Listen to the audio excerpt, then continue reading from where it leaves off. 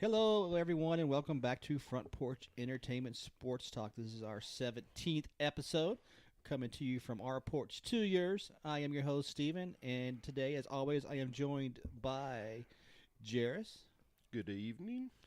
and everybody's favorite co host and producer, Philip. Hey, everybody. And as always, don't forget to follow us on Facebook and YouTube at Front Porch Entertainment, as well as at Front Porch ENT on the Twitter. So before we get too deep into everything, is there any announcements anybody want to make or need to make? No, we got denied by iTunes again.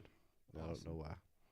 But I sent him another email, so I guess I said y'all can tell me why I keep getting denied so we can quit going around in circles. So maybe they'll tell me why. I don't know. We'll keep trying. That's all we can do, right? Anything with you, Jairus, going on? I know. Kind of excited about this game. We're about to watch here, Mississippi State and Kentucky on the old B-ball court. Should be a good one. Excellent. All right. So today, we're getting off the subject a little bit. We'll get back into taking a peek into the NFL, into the championship round action, as well as give some of our takes on this year's Super Bowl in Atlanta. Boom. It's a good weekend for football, guys. I don't know about you. That was two of the best championship games I've seen in a long time. It's filled with really good football and unfortunately some uncalled for drama, but it did make for entertainment. Absolutely. So, Fee, can you give us the results of our pick 'em from last week? Let's see. You and Jairus both missed both your picks at 0 and 2. 0 and 2. And I was 1 and 1. Wah, wah, wah. So that puts our total at Jairus at 5 and 5, Steve at 6 and 4, and me at 7 and 3. So I guess there is still a chance for me to catch you and tie you at least. So we'll Unless have I to. pick the same team you do. Then. Yeah. All right. So we'll see. We'll let you pick before me then on the Super Bowl. We'll do that. Make it some. You got to have some drama now. Come on. We can always just change the rules again. We start over. Start over for the Super Bowl. Super Bowl winner takes all. They ain't changing the rules. It's just different. It was a different. You won. We gave you the regular season title. Mm-hmm. Playoffs is a different season, right? I don't think we gave it to you, Fee. I think you earned it. I did earn it. High five. And I've earned the playoff title And not yet. as well. Not yet. There's still a shot. All right. So after a pretty non-dramatic divisional round, the conference championship was not for the faint of heart, as we've seen both conference championship games go into overtime. It was a weekend that was full of controversial calls in one game and controversial non-calls in the other. So let's dig a little bit deeper into both of those games. First, in a game that was marred with controversy, the Rams are able to take the lead for the first time with a 57-yard field goal to win the game over the Saints in overtime as they defeated them 26-23. It was a really good game.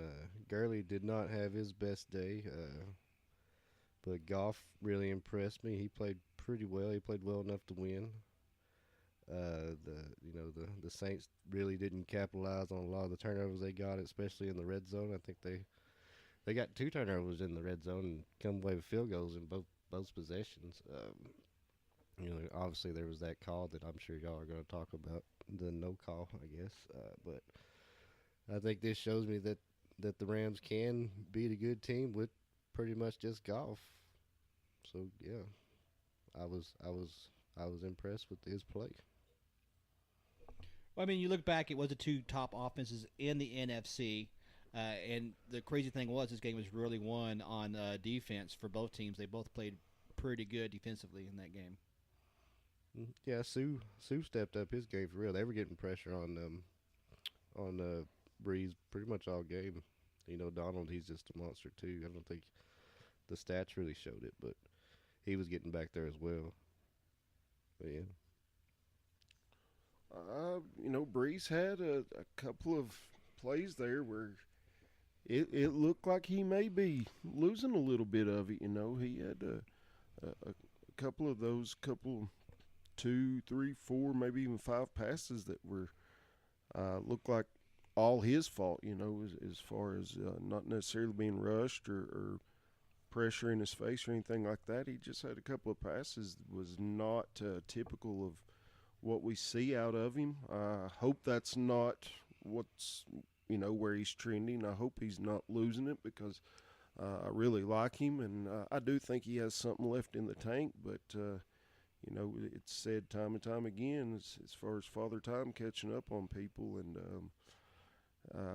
kind of made me nervous a little bit for him. Looked like maybe that may be the case, but maybe it was just a fluke. And but he did announce he's coming back. Hate that the refs had such an impact in the game, but the Saints had several opportunities, even though of that horrible call there at the end of regulation. They still had some opportunities that, they are at fault for the loss just as much as the bad call was. I mean, to me, it looked like the Rams' kind of defensive game plan was to not allow Breeze to throw the ball down the field very often. They really forced them to do a lot of check downs and underneath patterns, a lot of screens, and it really caused them to sustain a lot of long drives, and it ended up resulting in a lot of field goals versus touchdowns, which, if they could have converted some of those field goal opportunities into touchdowns, it definitely could have been a much different game. As far as yards-wise goes, I mean, the Rams and the Saints had pretty much the same numbers. But also you got to look too that the Rams, who rushed for 273 yards last week against the Cowboys, was held to only 77 yards this week, and they only had like 3 yards a carry. So both defenses really was the culprit in the outcome of this game for the most of the game. Well, yeah, that Saints run defense ain't no joke. We've been talking about that for weeks, but I think a lot of this blame does go on Breeze and not executing when he needed to get in the end zone, like Jared said. That's that missed helmet to helmet pass interference, whatever you want to call it. That shouldn't have happened, but I mean, also if that guy actually plays defense, that ball's probably going for 6 the other way if he's looking up and gets the interception. So I mean, I think the Saints game planned to shut the run down, and they executed that game plan really well, and Goff for once did. I'm not totally going to say it was all on him, but he did better than he has been doing, and I think the Saints had a great idea and a great plan that they carried through with. But Goff did step it up and was able to do enough to get him in positions to obviously win the game. Well, on the pass interference call at the end of the game, I'm glad you brought it up, but they kind of schemed it that way, to that look. They put Kamara out wide, and they put a wide receiver back in the tailback position, which caused a mismatch error, and it had the corner that was supposed to be covering the receiver on the wrong side of the field, and he came across. And if Breeze throws that a little bit harder, it probably is caught before he even gets there. But I mean, at the same time, the guy did tackle him before the ball got there. He did hit him in the head before he got there. He knocked the doo-doo out of him. And that is, and either you're going to call a defenseless player and give him half the distance to go in an automatic first, or you need to call the pass interference. There's just no excuse for not. There's a difference between letting them play, and that was just blatant. I mean, if you had an example to show the referees what pass interference is, that would be one of them. And it was totally textbook. I'll tell you this, if it was the Patriots player, it would have been called pass interference. I know that's a fact. And too, the ref that was there closest to the play obviously missed it because flag wasn't thrown. But if you re-watch it and the camera angle from behind the defense looking back towards Breeze, you can see even the head umpire is right there, eyes locked. You can watch the man. So he could have made the call from whatever he was, 25, 30 yards away, but it was so obvious he could have even made the call. They could have gotten together, even though the flag wasn't thrown immediately. They could have gotten together and thrown a flag. That does happen sometimes. They just totally blew it. But, you can absolutely say that's the only reason they got beat. Breeze comes out in overtime and throws the interception. They missed opportunities earlier in the game to score touchdowns rather than the field goals they ended up kicking. So, the Saints do have to blame themselves, but when something's that just clear and obvious, it's hard not to point to that because it was a minute 24 left, something minute like 55 left in the game. After that play, it was a minute 55 left. They called the Rams called timeout prior to the field goal, which, and that's a huge thing because they get the ball first down right there. Right. At worst, they're going to score in the next play and get a touchdown, or run the clock and they're then going to run the clock down, kick the field goal, which is going to burn their timeouts. Right. So either you're playing, depending on if they get a touchdown and the Rams have to go for a touchdown, or if the Saints have to continue to run the ball and have to kick a field goal, then you're talking about a team with no timeouts with about a minute left to go on the clock, right, give or take, which is a whole different ballgame than what they were faced with. Absolutely. So, yeah, like I say, you can't blame it just on that play because you don't win a game or lose a game on a single play, but it sure didn't help the Saints' cause. Well, right. I mean, and I can't say that the Saints would have definitely won that game if they get that call, but it does change the dynamic of the game huge if the call is made. And I'm all against letting the guys play, but that was way beyond letting the guys play. I mean, that was so textbook pass interference. It wasn't even. It was definitely a helmet with the helmet. I saw it on the field. Yeah. Well, and even the defender, after they showed him getting up, he looked like he got caught with his hand in the cookie jar. He looked up, it looked guilty. Yeah. And he kind of looked around and was like, all right, and just kind of jogged off the field. I've been living right here lately. He didn't celebrate or nothing because usually they jump up and they give the whole incomplete, and everything, especially in a big play like that at third down, near the goal line. I think they're at the 9 or so. So, I mean, yeah, he knew he was caught, but he kind of got away with one. And he even said in his interview that he got away with it. He admitted to it. So, I mean. And, he can't be to blame that the refs didn't make the call. But, and I was definitely rooting for the Saints because I do like Breeze. I like Peyton. I like Kamara. I like the Saints pretty well for, a team that's nowhere near my favorite by any means. But and I don't even dislike the Rams, actually. But, I'd have rather seen the Saints in it. But ifs and buts, Yeah, I mean, you can't really blame that one call to be the entire game, but it does make a huge difference in the outcome, I think. It makes it a whole different perspective on what the Rams have to do, regardless if they get a touchdown or not. So, I mean, yeah, it's definitely was a huge game changer in that sense. I know they're mad in New Orleans. They got petitions going and billboards. Yeah, they got a billboard in Atlanta.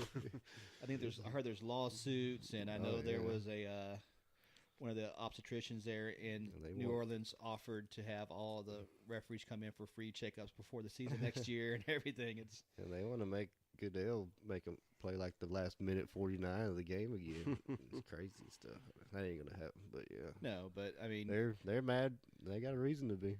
I think something like that though, that needs to have, something that they can do somewhere. Everything else is the league needs to change something and look into it, come up with a plan or something. Those refs deserve some sort of reprimanding as well. That was a nice steal.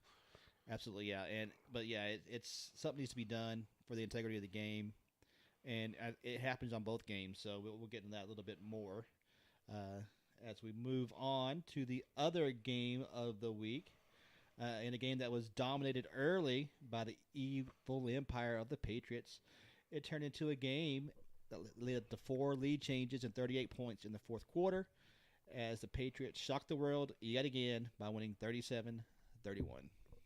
Yeah, is it Tom Brady doing his Tom Brady playoff thing like he does every year, almost? I was really surprised as much stats as they put up in the first half. They were only up, 14-0. That was real surprising. But good for the Chiefs defense to kind of keep them out of the end zone as much as they did, as many yards as they put them up. But Chiefs did come back, and Mahomes put up a good fight, but it just he couldn't get the ball back in overtime to. I believe if the Chiefs would have got the ball in overtime, I believe they would have won. But I mean, they just Brady didn't give him the opportunity. He just turned back the clock, and he had another turn back the clock to play. Put on his resume. Another Brady drive. Yeah, another. He had two of them. He had that one at the end of the game, and then he had the overtime one. So he's got 2 in one game. He pisses me off. Right, and like you said, New England did hold the Chiefs 35 yards in the first half, which is pretty crazy considering that this was the top offense in the NFL this year. With speaking about the Kansas City Chiefs, and that's kind of what they are known for all year, and really made that team look like they were a bunch of guys that never been there. I mean, Patrick Mahomes looked like he was lost, confused a lot of times. He was getting sacked a lot in that first quarter, getting hit, had people in his face, and made it pretty tough for the young man. So, again, it's hard to doubt Belichick in his philosophy and how he gets things done. I don't know how he does it with that team. Makes me mad. But like Fee said, if the Chiefs do win that coin toss going into overtime, Mahomes had hit his groove at that point and was looking like he had looked all year long. That fourth quarter was highly impressive. But I don't know why in the world we're surprised because we've seen Brady do it so many times. Like I say, they did not win the coin toss, and there goes old touchdown Tommy. Yeah, I think that fourth quarter was pretty impressive offensively for both sides, to be honest with you. Oh, yeah. So, but yeah, I mean, and not only that, I mean, the Pats, also shut down the running game, which has been huge for the Chiefs this year. They had 41 yards, only had a 3.4 yard per carry average, which is not unlike a Chiefs team or a Andy Reid type team. And Mahomes did have the 3 touchdowns, but most all those were late in the game, so it was definitely a different game. In the first half, he only had about 50% of his passes completed, which, again, most of that happened in the second half as well. Brady does deserve credit because obviously, he had a good game, but old Sony Michel deserves some credit too. He looked, especially first half, first couple of drives, he looked really good. He looked like if he had done that all season long, which he had a pretty decent season, but he would have been up for that Rookie of the Year possibly if he had done that the entire season because those first 2 drives in particular were he had his game face on.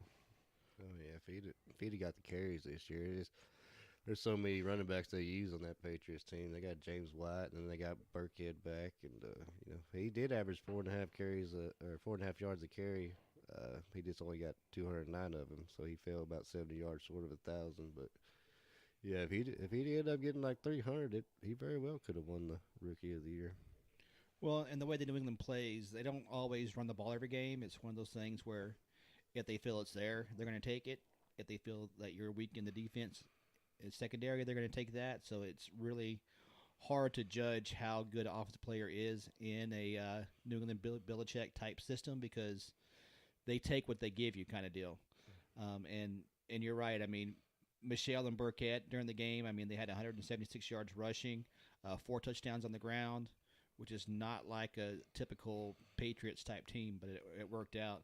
And also when Philip mentioned that, that the score was only 14-0 at half, I mean, a lot of that had to do with some of the turnovers that Brady did have earlier in the game too. So, I mean, there was 2 turnovers, 2 picks by Tom Brady in this game, which really kept the score a lot closer than it could have been. I'll tell you what's also really dangerous. Freaking Gronk looked like pretty much the old Gronk. He's looking a whole lot better than he did during the regular season. That's very dangerous for the Rams.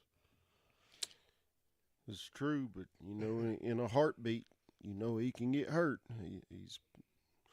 He's proven it time and time again. And I'm not a Gronk fan, but I'm not really a Gronk hater either. But he has proven that injury bug can bite him real quick. But you're right. At this point in time, he's looking pretty nasty. So the Rams Oh man, they just got their hands full. Yep. Yeah, I mean, Edelman had another Edelman type game. A lot of catches, not a huge amount of yards, but considering the amount of catches he had, but still a lot of yards total. For what he does, he Yep, does it. That's what he does. Great. Gronk had 6 catches, 79 yards. Some of those big catches late in the game. He was also used as a chip blocker to kind of in those situations. He was blocking As far a as lot more. blocking goes, chip blocking, he is good at that part of it. But now locking up on somebody, he's not much at that. But you're not going to ask your tight ends usually to lock up with the defensive end very often. But it also kept Brady clean all day. He wasn't sacked at all. He wasn't really hit at all. He got a couple of slaps as people. Oh man, what are you talking about? Oh, he had a big old huge rough in the passer, man. That guy absolutely killed him. I don't know how he survived. I thought he was honestly going to die right there after that hit. Yeah, I'm assuming you're talking about the roughing the passer call in overtime, which is pretty bad call. And there's some other controversial calls that happened in that game. I'll give the ref benefit of the doubt. If you were behind that play, I could see because the man's arm, he came down, and from behind, I could see that looked like maybe a blow to the head or whatever. But it was a pretty bad non-call. That was one of the controversial calls. That's one of those things. The refs can get together and say, "Hey, man, you didn't have a good angle. That's not a, they could have waved that flag off." Yeah. It was ridiculous. Well, they had that, and they also had the Edelman fumbled punt. Right. Which, going back and look at the replay very slowly, it looked like it didn't touch him. But, a lot of the Chiefs fans are pointing to that as well. Yeah, that's one of those goes either way. If they call it a fumble, it's probably not getting overturned either. Well, they did call it a fumble. Oh, they did? Yeah, they called it. But you look at the if you look at the replays, the different angles, it looks like it touched him in one angle, but when you look at the other angle, you could clearly see it didn't. So it was one of those I didn't think it touched him. I don't like the Patriots at all. I do like Edelman, but I didn't see it touch him. I thought it was weird how he put his hand down there and he, his sure hands that Edelman got that it didn't hit his hands, but he totally missed it. It looked like it took a funky bounce there. So, is it not insane though how much Goodell obviously hates the Patriots, but the refs are just the opposite? That's true. It's not me being a hater, even though I am a hater of the Patriots. The refs love those guys. It's unreal. Well, then you also had the catch by Hogan late in the game as well, where it appeared that the ball kind of moved and hit the ground, and they gave him the catch. He said he had enough possession of it when he hit the ground. So that was one of them. I know the Chiefs had a catch return back. That was a pretty that kind of the same thing, but not as. I think Hogan had a little bit more control over it. And being a Dolphins fan, definitely not a Patriots fan, but looking at it, I could see where one was called and one wasn't. So it was a lot of close calls. Everything close seemed to go in the New England's way. The one, pass interference or roughing the passer call was pretty horrendous. It totally changed the game. It gave them a first down when it was going to be a 3-and-out. Turned a 4th and 10 into a 1st and 10, which eventually ended up in the Burkett score in overtime. You're not allowed to touch Tom Brady. We all know Did this. you see my point, though? The ref behind him, I could understand. But the refs are allowed to get together in that situation. They're allowed to make the right call. And, man, I mean, it's just not a good look for the NFL. In both games, it just those calls that were well, and that's too much impact by the refs in the game. Yeah, and I think they did a lot of good this year with the reception calls. I think they changed. I think they changed that rule pretty well. I think that the rules have been a lot better, and I can see they did a lot of good this year with those particular catch rules compared to the past couple of years. Absolutely. But yeah, there needs to be something done about some of these so-called judgment calls that are if they're obvious like they were. These are that somehow. I don't know what the solution is, but the league needs to look into it and figure out something with that. Yeah, and it's 2 years in a row. The Saints have. I know I'm jumping back. No, go but ahead. 2 years in a row in the playoffs that the Saints have been hoodooed by bad officiating. Well, and the one before it was a missed tackle. Mm-hmm. So I mean, it's twice in a row that they lost the NFC Championship, or not the NFC Championship, but lost. They got kicked out of the playoffs on a last-second play. Mm-hmm. So, I mean, you had the Vikings miracle catch and whiff on a tackle. He just whiffed. And then this year with the whole kick in the overtime, which don't take it away from him. I mean, that 57-yarder was a booming kick. That's impressive. I mean, in overtime. Yeah, I wouldn't have had the cojones to do that myself. I mean, yeah. If you miss it, they got awesome field position. They just got to kick a field goal to win after that. So right. And, yeah, it was all that. And then you had, I mean, you are in a dome, so you don't have the weather to affect it or anything. But the guy is boomed it. That ball would have been good from like 65 or something. I mean, he drilled it. So, but not taking it away from the kicker of the Rams. He did awesome. But, yeah, I think, it just stinks when you have so many games that are decided on things that shouldn't be deciding games. It's true, and you have to give it to the Rams. They put themselves in a position to be there as far as being close enough to win and all, but just kind of frustrating.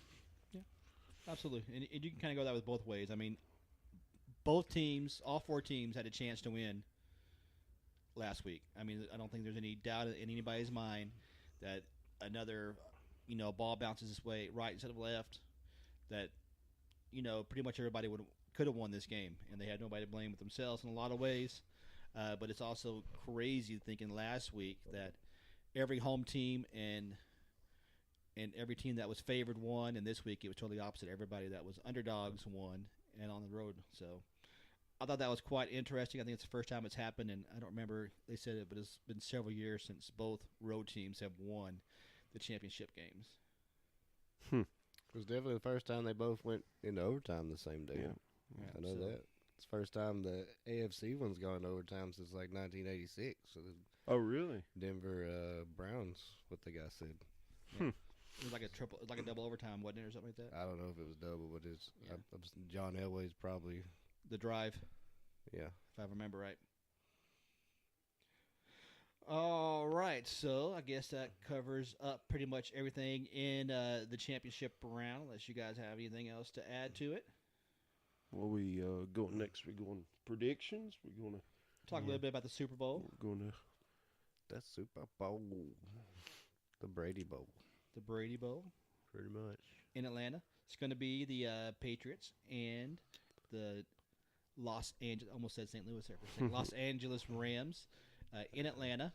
Give it a couple years, it'll be back there. Be back there again. Yeah. But so I guess some of the top storylines that I've seen over the thing was this is going to be the 9th appearance by Tom Brady, which is now. He's been to the Super Bowl more than any other, not only any other quarterback ever, but any other franchise ever. Except for the Patriots. Well, he's been to every one the Patriots have been to, so he's tied them. So, yes. Well, yeah. Over the Steelers are next in line, right? The Steelers, there's 3 teams that have 8. I know Steelers is one of them. I don't remember who else was there, but Cowboys. The Cowboys are one of them, and the Niners, I think. Probably. Yeah, Niners. Yeah, I think they all got 5 except for the Steelers got 6, don't they? But anyway, yeah. Looking at it, I would have to imagine Belichick is going to key in on shutting that run down again. I think he's going to roll the dice on if he's going to have to pick his poison. I think he's going to want Goff to have to prove again that he's capable of toting the entire team, because I find it hard to believe that they will not key in on CJ and Todd Gurley. Shut that down. I would have to imagine that'll be their game plan going into it. And offensively, New England, I think, is just going to try to mimic exactly what they did this past week. And, the little dink and dunks to to what's his name, Edelman, and then let Gronk do his deal, and then let old Michelle and Burkhead, yeah, get what they can get. I believe that's probably going to be what the Patriots are going to bring to the table. Well, speaking of that, what's up with Todd Gurley? I mean, it seemed like anytime they needed yards, it was C.J. Anderson in there. Todd Gurley didn't play a lot this game. He was just on the sideline a lot. Is he still injured, do you think? Is he going to need surgery? He said he played sorry. He had that one pass that he pretty much threw to the Saints defender, I think it was. And he just dropped. That was probably going to be a touchdown, too. He only had one guy to beat, and he already had him beat pretty much. He just didn't play well at all. So, yeah. C.J. Anderson definitely outrunning him right now. So, they couldn't really trust him.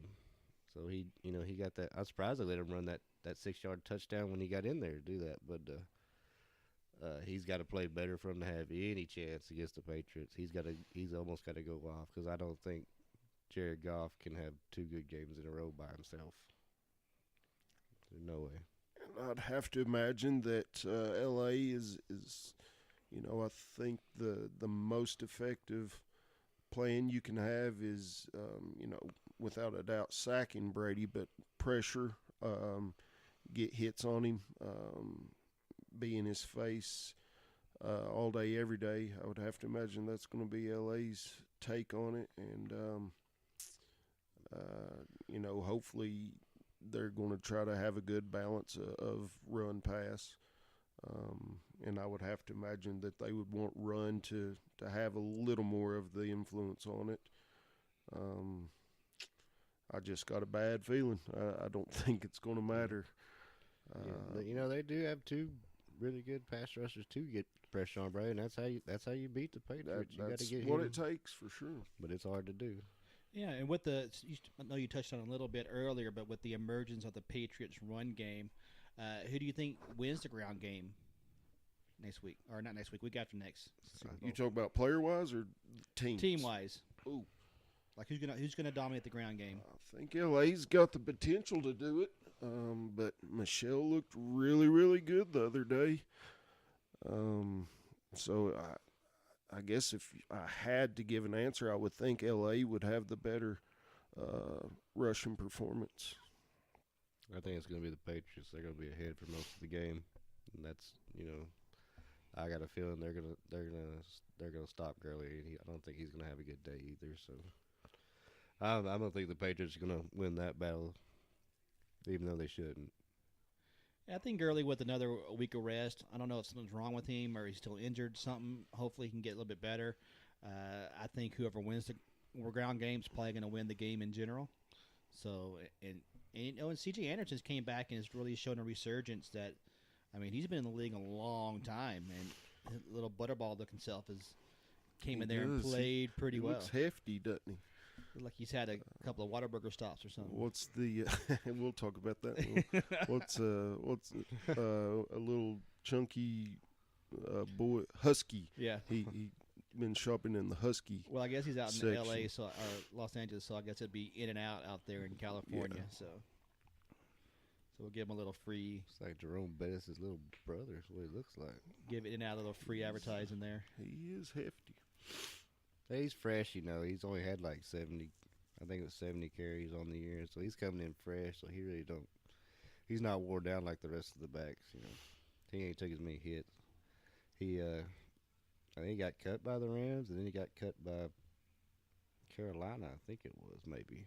But, yeah, he hadn't played since, week 6 or something when he come back at the end of the season for the Rams. So he's fresh and ready to go, and he's trying to prove points so he still can play. 'Cause when he did play down in Denver, he did have some pretty good seasons down there. There was a couple of years he was really good. He's trying to get back in the game and make that money.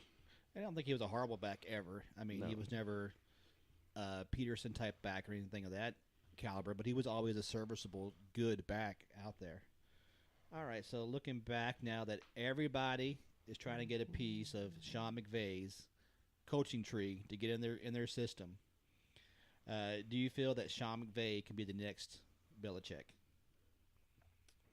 He could be.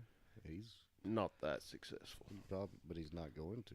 He can be very successful, and I think they have a bright future. But man, what the Patriots have done over the past, how long has it been? Like 15 years. Yeah, whatever the time span is, I don't think that's ever going to be matched. As much as I dislike them, you can't take it away how impressive that's been. But I do think McVay has a bright future, and I wouldn't be surprised if he didn't get him 2, 3. I think 4 might even be pushing it, but I think he can get to Super Bowl 2 or 3 more times possibly. But imagine what Belichick's done. I'd put a large sum of money that will not be the case. Depends how long Brady plays, I guess. Because apparently he ain't going away. Well, obviously, Goff is not Brady. Right. And what the Patriots have done, like I say, is just unreal how impressive it actually is. I mean, yeah, it's a great point. I mean, the Patriots have been there forever. I mean, people call them the evil empire or whatever. I mean, they do it with different receivers. They do it with different defensive players every year. You can't really name a lot of Hall of Famers that are coming off that team besides, your Tom Brady's, maybe the Gronks, maybe I doubt even Edelman makes the Hall of Fame. I mean, it's just such a different type of team and concept that they play out there that it's hard to really put your finger on what makes them so great. But it's just, I think, scheme-wise, they just out-scheme you every game. Well, Edelman's got a couple of things in his favor. Longevity, number one. He's been doing it for a long time also. And Super Bowl rings. So right, but it wouldn't surprise me in the least if he makes the Hall of Fame. I don't know if he's totally deserving. Obviously there's a bunch of receivers that are better than Edelman, but just those two things alone where he's been doing it so long and pretty successful. He doesn't have the eye-popping numbers or anything, but he's done it for a long time, and he's dang sure got the rings to go with it. So it wouldn't surprise me in the least if he did get in the Hall of Fame. But I think, Super Bowl rings don't mean a lot to other players besides your quarterbacks and your coaches for some reason. Right. Like, nobody said anything about defensive players, like defensive player X not winning a Super Bowl. Like Junior Seau. They never said, well, he never won a Super Bowl, so he's the Hall of Famer. Mm-hmm. They never said that. Although he was a great middle linebacker, probably one of the best ever. But at the same time, he never won a Super Bowl, but nobody really held that against him like they did like a Dan Marino, per se, or somebody like that. I think Brady would be, which he, what he says or whatever doesn't have a lot to do with it, but I would dare to say Brady would tell you that Edelman was a huge, huge part of his success. So. Oh, yeah.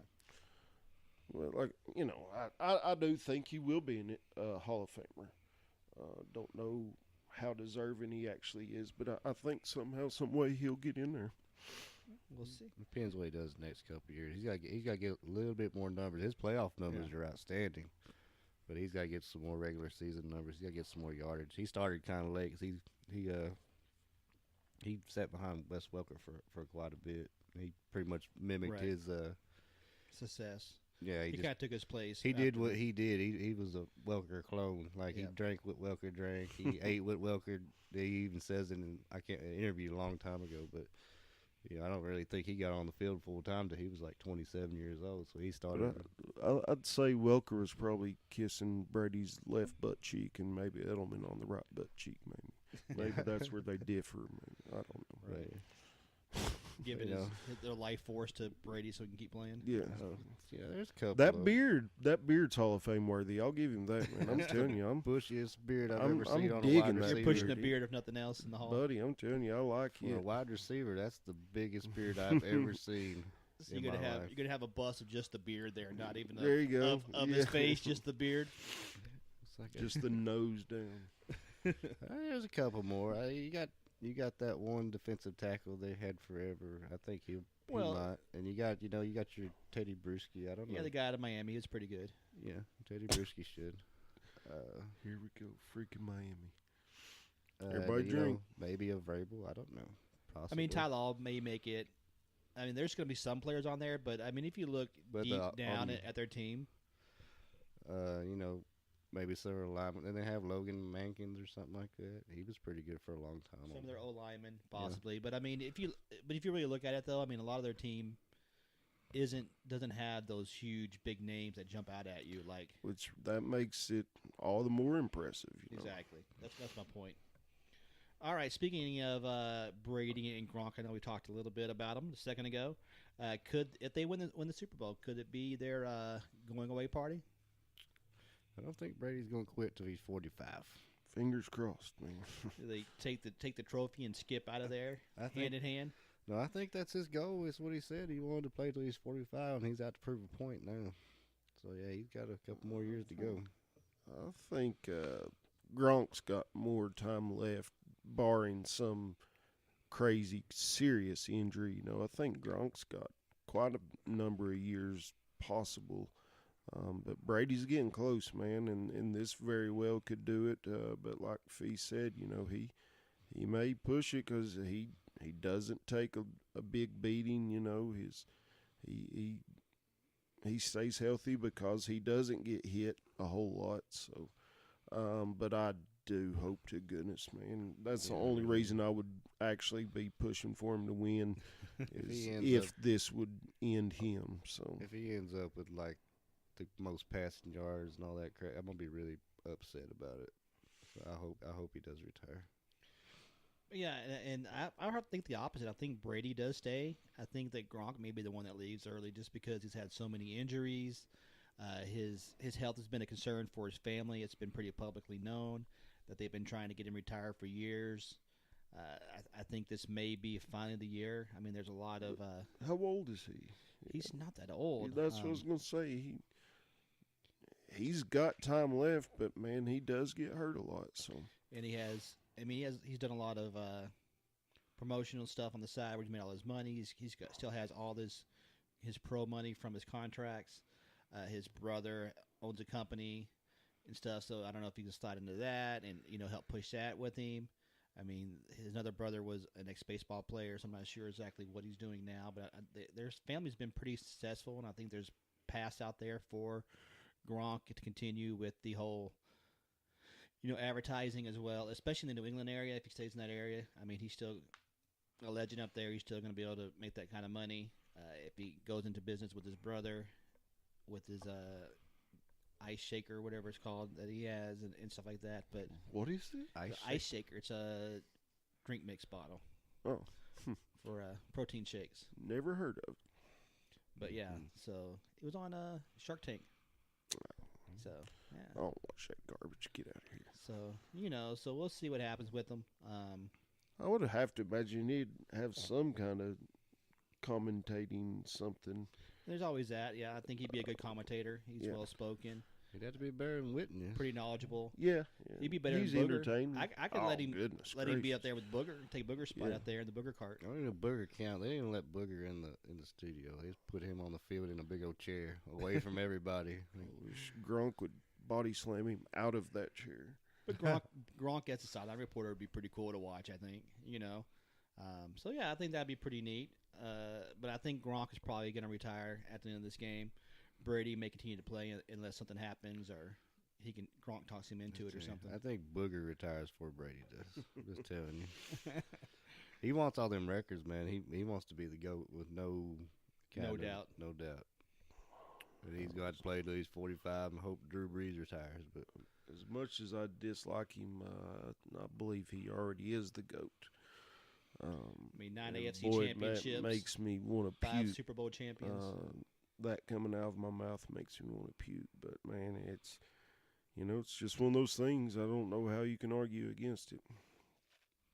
Yeah, it's pretty impressive. I mean, going to the Super Bowl 9 times. I mean, we used to ravel about how Jim Kelly and the Buffalo went to 4 in a row. Or even Bradshaw, That's crazy. What Bradshaw did, but yeah, this is a whole another level. He is. He's different than any of them. And like I said, he's done it without a lot of the same receivers back there either. I mean, every year it's a couple of different guys. Yep. I think it's more of a system thing. I think we saw that when he got his leg broke. That's absolutely for sure. But he's the one reaping all the benefits of it. Yep. You can't take it away from him. I mean, you can say Montana was a system quarterback too with that West Coast offense, but it works. It's hard to take it away from him later in life. All right, with that said, pick. Who do you got? I'm picking the Patriots the way Gronk's playing, and I'm not picking against them again. I done learned my lesson. You son of a gun. I'm the same way. Yep, Patriots. I don't even know a little bit of argument against it, Just proven. You picking the Rams, Steve? I am picking the Rams. I think the Rams are due. I think McVay is going to be the new guard coming up. I think the new kids on the block are going to come out there. They're going to get pressure up the middle on Tom Brady, which he struggles with. That's what it's going to take.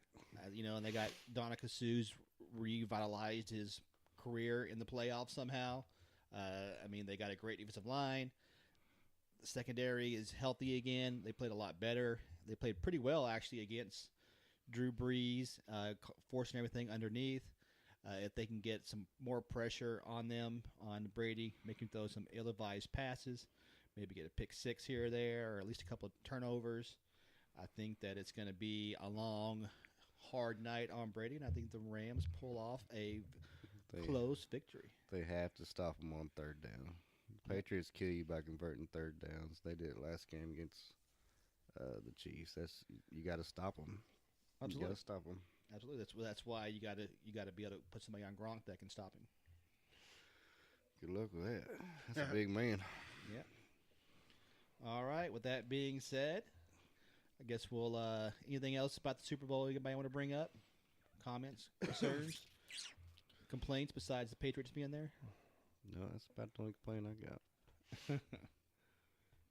All right. I hope the refs do a good job and just do the job they're there for, and not be such an impact. Just make the calls that need to be called, and don't make the calls that are unnecessarily to be called. So. All right. With that being said, so Jairus, what do we got coming up next? We gonna do it? You doing the Hey Stupid? I'm doing the Hey Stupid. Okay, hold on, let me get it.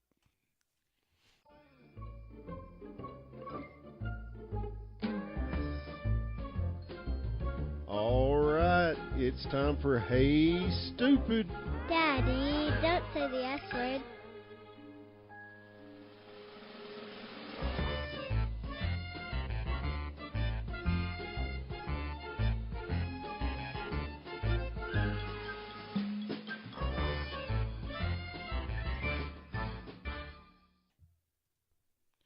And that's right. It is time for Hey Stupid.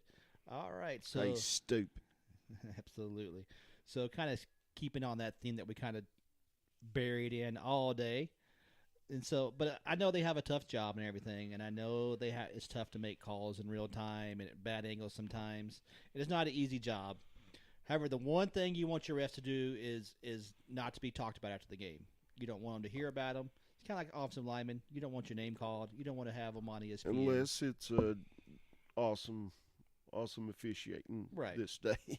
But you don't get that. I mean, it's like offensive linemen. If they do a great job, nobody talks about them. They talk about the running back ran for 5 billion yards, or the quarterback threw for 100 million yards, or whatever.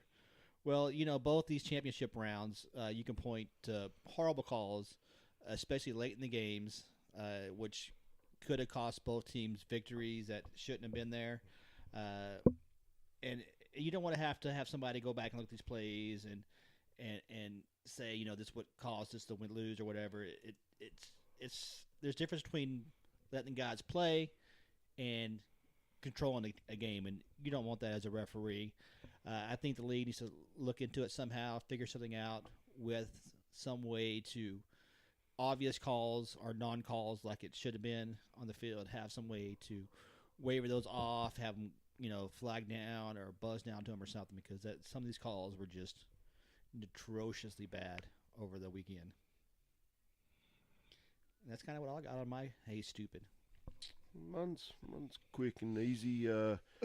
Former NFL player Darren McFadden, had few good seasons, decent running back, and had a great college career. But old boy, I don't know if it was drugs or alcohol or both, but goes to Whataburger, somewhere close to Dallas, and falls asleep in the drive-thru, and gets himself arrested for under the influence of something. The story didn't give full details on what he was under the influence of, but and you know, this is a story you hear fairly on a regular basis. You know, not only professional athletes or famous people in general, but the general public's out there pulling this kind of crap. And hey, stupid Darren McFadden, what are you doing, man? Fall asleep at a drive-thru and get to go spend Maybe he's diabetic. spend the night in jail. Well, and you expect more from your pro athletes, and you know, it's like anything, like you expect more from police officers, you expect more from your athletes. People in the public eye like that, you expect more from those type of players. And yeah, it was Dude, get an Uber driver. You got, Exactly. I'm sure he's still got millions of dollars, man. Get somebody else to drive you something. It's just stupid. His blood sugar got low. He passed Yeah. out on Yeah. diabetic. All right, Fee, what you got, man? I'm picking on Holly Woolrick again. The Lady Vols have now lost their 5th game in a row, and they're probably going to lose their 6th. They have to go play Notre Dame next, number 1 team in the country. I don't understand why she still has a job. 4 of those 5 losses have been against unranked teams, and I don't. What did we look up the other day? We said it's been since 1975 since they lost 4 in a row. I don't even imagine how much fact you go back to they lost 5. That may be something they've never done. I don't know. So if she beats Notre Dame, does she save her job? No. She has to go on an incredible run, has to get in the big dance, and maybe a Final Four appearance, maybe saves it. But I'm with you, Fee. I believe she's washed up and washed out, and you know, and I don't think they're going to do it in season. You know, I really think they'll let her finish it out, and because she is well respected, she's been part of the program for a long time. But you know, I've said it the past couple of seasons that maybe they ought to look at a change. But I believe this will do it. It wasn't she Tennessee alumni? Didn't she play there as She well? played there. She coached under Pat Head Summit. She was under for 25 years. Yeah, she's, like I say, well respected, and I hate it for her because as a person, I think she is a pretty good person. And I don't think she's even that bad of a coach. I just don't think she needs to be a head coach. I don't think she has it in her. Like she's afraid of stepping on toes, and you know, I think she will have a future somewhere, but another head coaching job, I don't know if the cards hold that for her or not. Nope, she got to go get her out. She's going to ruin it. Well, I think that has something to do with, you know, being that she has such a long tenure there, that maybe that's why they won't fire her in season. It may be a after season type thing. With Fulmer being her AD, he knows what an embarrassment is to get booted. And he's kind of the same story. You know, he played at Tennessee, had assistant coach, and got the head coaching job. And what a smack in the face it was, what we did to him, firing him in season when it wasn't going to fix anything, booting him out in season. You know, that season was already a wash. So I think just from that experience he had, I don't think he will canter in season. I believe it'll be postseason move. Well, I mean, even though they lost the last 5 games, I mean, they have only lost 6 total, so I think they can still salvage something of the season. It's possible. If they can get somebody in there that can maybe give them a spark and make it go on a little bit of a run. I think Notre Dame, facing that Notre Dame team, may be a bit of a push to try to get that spark. But yeah, I mean, This is going to be it's going to be an obliteration. I'd say a 40-point. well, blowout. yeah, and Notre Dame's been known to obliterate a couple of teams throughout the year, so. Well, what's crazy is, I mean, they number 1 recruiting class. They've got all the talent in the world, but it looks like their old heads just don't have much leadership to it, and part of that falls on Holly and of course the young kids. They're not going to step up and take a leadership role. So yeah, it's going to take some fancy stuff finishing out this season for her even to be considered to stick around, but I don't see it happening. No, absolutely.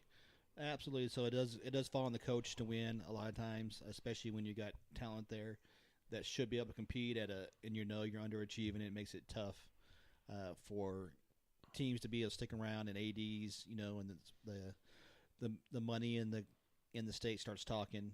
Why we're keeping this lady around. See, but Stuff happens. Listening to the sports talk out of Knoxville that I listen to so much, she still has a lot of fan approval. Now it's getting more and more. The calls are coming in and taking the same stance Fee's taken, but I would dare to say if there was some kind of poll taken, I bet she still has 60% of support from the fans. And I can understand that too, because I'm a fan of Miami, as many and we got the same thing with Rick. I mean, Rick has a lot of fan support, but he was starting to get some of those naysayers out there that were starting to push to maybe make the change, and that included some alumni, some of the bigger names of the program that still hang around that program, which is pretty much all the alumni still come back to that program. So I mean, it can make an impact. It can make a difference. It can be a lot of stress on you. And so I think that was part of the reason why Rick ended up quitting, but I don't know if it's going to affect, Holly or not. So we'll have to see how that turns out. But I think it'll be an interesting storyline throughout the rest of the season. She's gone. She's going to be gone. I have no doubt. All right. So now we're done piling on to a couple people. Let's go from a negative to the positive and give some attaboys out. You want me to go ahead and go? I'll go. Go ahead and go, yeah. I'm going to give me a little shout-out, do a little tennis. We ain't done tennis on here. The Australian Open's going on this week, and the 21-year-old Francis Tiafoe made it to the quarterfinals. Beat some good guys on his way there. He beat the number 5 player and the number 20 player. He unfortunately ran into Nadal, one of the greatest ever. Got his butt handed to him, but, I mean, it looks good for the future of U.S. tennis, and I'm excited. I don't know when the last time in the Australian Open American has made it to the quarterfinals. It's been a long time. I know we've had some in the U.S. Open, but it's been a while since the Australian Open that we had somebody that was an American on the men's side make it that far. So good for that kid. Well, I was reading, but wasn't there also an American woman that made it pretty far? Not that. Shoot, I can't remember. I may be way off, but I don't keep up with tennis like Fee does, so I could be way wrong. There were a couple of them. I think one was old though. She was weird. You got your Serena. She's there every year, but I mean, right. But there was like a 30-year-old woman. Yeah, that was like her first time. She was unranked and made it pretty far. Yeah, so. but I don't remember her. I don't know anything about her. But men and women are totally different. Women usually dominate like when they're 16 to 25. When they get 30, they're done. Men are like the opposite. Once they hit 30, they're in their prime. So to do what Serena's been doing all those years is really impressive. But yeah, have a young kid that's 21 years old make it this far on the men's side is very exciting. Very impressive too. Yeah, good on him. Excellent. Jairus, what you got, man? Buddy, I'm going to stick with we had a little Vols talk, negative Vols talk there a second ago, so I'm going with our number 1 Tennessee men's basketball squad. They had a little nail biter against Alabama there. All too often, I think it'll take a team taking a loss and that makes them get their heads right and bounce back from it. I think that game against Alabama's pretty dang near a loss. They came out in that second half and had a 3.5-minute non-scoring spurt there and allowed Alabama back into it and even took the lead there, and then it went back and forth, and Tennessee ended up holding on, and then Virginia going down to Duke later that evening. Led the way for Tennessee to get 48 of the 64 votes to put them as number one in the country. Weird thing, last time Tennessee was number one, they earned a number one spot back in 2008, I believe it was. The very next game, they played Vanderbilt, was upset by a not very good Vanderbilt team, and of course lost their number one ranking. Lo and behold, guess who Tennessee has coming up next? They play Vanderbilt. Not a very good Vanderbilt team once again. That was a different coach team. It was a very talented team back in '08 as well, but this team is more talented, and they got a guy on the bench that I don't think he's going to let them come out and put up a crap show performance, and I don't think they're in danger of that being number one for a week and fall into a not-so-good Vanderbilt squad and losing that spot. So, attaboy Tennessee, and come out. We are going to Vanderbilt. But like I say, I believe Barnes will have their minds set, and they're going to hold on to that number one for a little while anyway. I can very easily see them losing a game or two through the rest of this SEC schedule.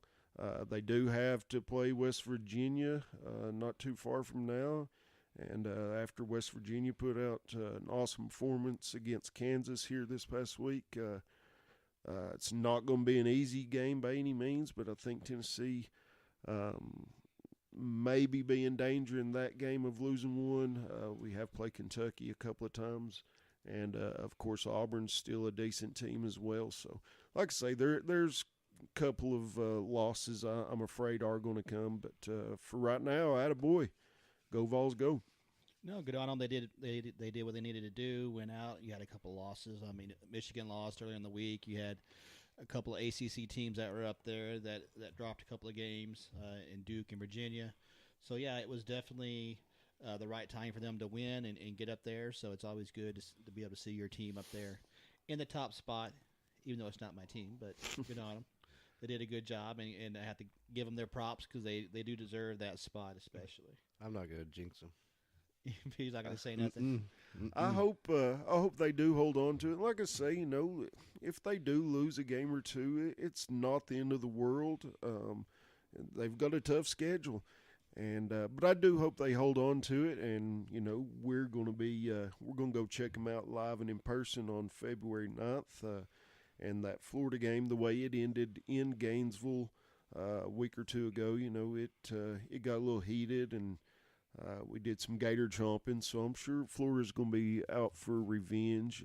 But hopefully we'll get to go up there and watch them take down the Gators in person. Well, and look at their schedule. I mean, they're pretty much head and shoulders above everybody else in the SEC right now. Auburn's not playing great. Mississippi State is sometimes good, sometimes bad. Ole Miss, kind of in the same boat. Alabama can beat you at certain days. Other days they seem to struggle as well. So I mean that team that whole conference overall. But yeah, so I can see them definitely staying up in that 1 through 5 spot, and definitely probably most likely getting a 1 seed out of the deal somewhere. I wouldn't be surprised at all. I was watching, of course, Michigan State game last night against Maryland, and I'll give out a little. Another little attaboy. Attaboy, Michigan State beat a very good Maryland team with Nick Ward not having a great performance. But they had projected, I can't remember who was calling the game, but their number one's projected was Tennessee, Michigan State, Duke, and they had another kind of eye-opener there, but I can't remember. Gonzaga, Virginia. Nevada. Buffalo. No. It's got to be Buffalo. No, it may have been Gonzaga, but I was surprised to see that they had projected Michigan State to be there, but Michigan State's got a handful playing Michigan late in the season a couple of times, so But And probably in tournament, too. I hadn't really seen anybody having Michigan State projected as a number one, which I could see it happening. But I think a lot of it depends at the end of the year how those. I know they play them late, and then they're going to probably play them in the finals for the Big 12s or the Big 10, excuse me. But I could definitely see Tennessee, of course, Duke. That sounds pretty reliable to me that those two will gain a number one going into the big dance. And depending how it rolls out, I wouldn't be surprised maybe seeing a Virginia slip in there as well. They got a really good squad. But we'll see what happens.